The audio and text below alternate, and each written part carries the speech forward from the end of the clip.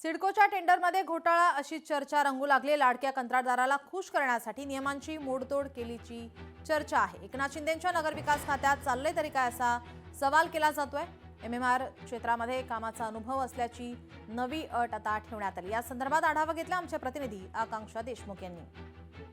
आपल्या मर्जीतील कंत्राटदाराला कॉन्ट्रॅक्ट देण्यासाठी सिडकोच्या नियमांमध्ये फेरफार केल्याचा आरोप केला जातोय आणि हे टेंडर प्रकरण आता समोर आलेलं आहे। पाहायला गेलं तर नवी मुंबई इंटरनॅशनल एअरपोर्ट जवळच कुंडे वहाळ आहे आणि त्या ठिकाणी सेंटर ऑफ एज्युसिटी हे जे प्रकल्प आहे ते सिडको मार्फत उभा करण्यात आलेला आहे। आपण सध्या याच परिसरामध्ये आहे। कुंडे वहाळचा हा जो परिसर आहे टेंडर मध्ये फेरफार केल्यानंतर एकच खळबळ उडालेली पाहायला मिळत आहे। सुरुवातीला ऑक्टोबर 2025 मध्ये हे टेंडर प्रक्रिया काढण्यात आली, मात्र प्रशासकीय रिझन देऊन कारण देऊन कुठेतरी हे टेंडर रद्द झाले आणि त्यानंतर पुन्हा एकदा नव्याने टेंडर प्रक्रिया सुरू झाली आणि यामध्ये एक अट घालण्यात आली, ती म्हणजे मुंबई महानगर क्षेत्राची अट नवीन नियमानुसार ज्या कॉन्ट्रॅक्टरकडे फक्त एमएमआर क्षेत्र कामाचा अनुभव आहे तोच या सेंटरसाठी पात्र ठरेल असं अट घालण्यात आली होती आणि त्यानंतर कुठेतरी एकच खळबळ उडाली पाहायला मिळत आहे।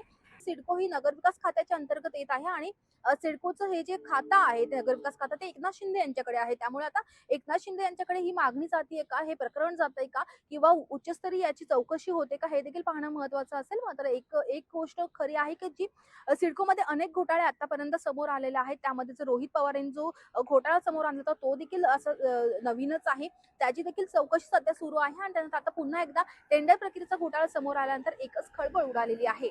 व्हिडिओ जर्नलिस्ट सुमित सह, मी आकांक्षा देशमुख, लोकशाही मराठी, नवी मुंबई। सरकारने 280 कोटी रुपये गोरक्षण करणाऱ्या संस्थांना त्यांनी देण्यासाठी काढून ठेवले। मला एक सांगा की 10% या 15% गोरक्षण संस्था या चांगल्या आहेत, त्याला काही विरोध करायचं कारण नाही। मी विधानसभेतही बोललो, पण अनेक संस्था अशा आहेत की पोलीस आणि गोरक्षण मिळून शेतकऱ्याला लुटताय आणि शासनाची तिजोरी वेगळी लुटतात आहे। यांच्या तथागत गथित जे काही संस्था आहेत भाजपच्या, त्यांना हे जनतेचे पैसे लुटून देतात आहेत। त्यामुळे असं एक डिपार्टमेंट नाही, मी उदाहरण दिलं की नुसतं सिडकोच नाही, एक डिपार्टमेंट नाही की या महाराष्ट्रामध्ये जनतेचे पैसे लुटून महायुतीचे लोक कसं आपले लोकांचे बोके भरतात आहेत।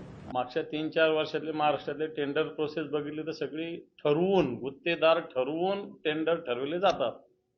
उदाहरणार्थ मी ते मागचं मुंबईचं ते कोर्टाने, सुप्रीम कोर्टाने सांगितलं मेगा इंजिनिअरिंगला 13,000 कोटीचं टेंडर 16,000 कोटीला, आणि त्याच्यामुळे अनेक काय सगळेच टेंडर इथल्या महानगरपालिकेपासून तर राज्याच्या पूर्ण वेगवेगळ्या विषयात तुम्ही सांगितल्यापर्यंत गुत्तेदार समोर ठेवून टेंडर्स काढली जातात। या राज्याच्या सगळ्या जर टेंडरचा जर मला वाटतं चौकशी झाली तर गुत्तेदार आधी ठरला। आता इथल्या संभाजीनगर महापालिकेत मी आधी सांगितलं होतं कचऱ्याचं टेंडर कोणत्या एजन्सीला मिळणार, मिळालं, कारण मला माहित होतं की ही एजन्सी ठरलेली, तिला काम द्यायचंय।